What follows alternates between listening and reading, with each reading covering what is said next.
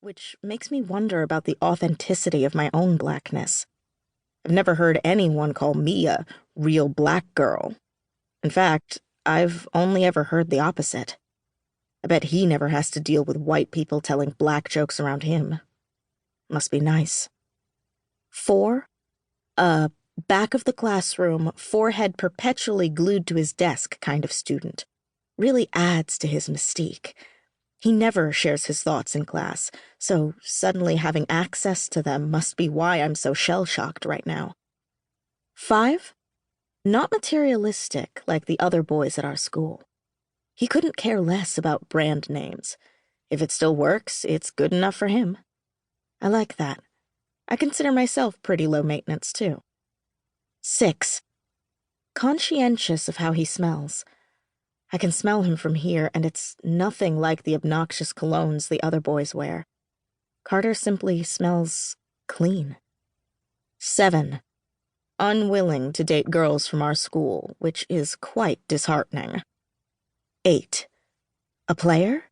I've heard rumors about him and Emily Hayes getting busy at a party last year. It's never been confirmed, though. 9. Kinda antisocial. He doesn't typically hang around the white kids at school, which means he doesn't have many friends. I only see him talk to Olivia Thomas. Every time I see them laughing together, it makes me wish I had black friends, too. Hillary. I peek up from my list into Carter's curious eyes. You know we can only turn in one list for the group, right? He can't see my journal, but it feels like he knows I'm writing about him. Cheeks on fire, I slam it shut. That's not what I'm doing. I drop my gaze to the glossy red cover. And please stop calling me that. I'm nothing like her. He's been calling me Hillary ever since he got to my house today.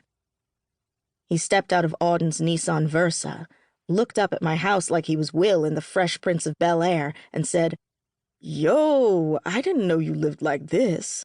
Over here living like Hillary Banks and shit. I think I'm at least an Ashley." He looks at me, amused, his arms resting on his knees. "I guess you're smarter than Hillary, but I bet you're just as spoiled as her. All you gotta do to get your way is cry, 'Daddy.'" "Excuse me?" I say, taken aback. I am not spoiled. "And you sound just like her, too," he laughs, throwing his head back. "I do not." I lower my voice. "I don't sound anything like her." He shakes his head, playfully tisk-tisking. "It's nothing to be ashamed of, Hillary." I roll my eyes like I'm annoyed, but honestly, I'm buzzing off his attention. I'm not used to Carter doing much more than glancing at me and immediately looking away. "Who's Hillary?" Auden asks, reminding us that we're not alone. "That's way before your time, buddy." Carter stands up, pulling his white tee down over the band of his black basketball shorts. He steps toward me, his body blocking my sun. "I need to use your restroom real quick. Show me where it is?" I could easily give him directions, through the foyer and living room. It'll be the first door on the right. But he's offering me an opportunity to be alone with him. How could I refuse? My pulse blares in my ears as he follows me to the back door. "Excuse me, where are you going?" my mom asks from her chair on the patio. She's been scrolling through her phone, chaperoning, as if we're not all seniors in high school, 2 months away from graduating. "Just showing Carter to the bathroom."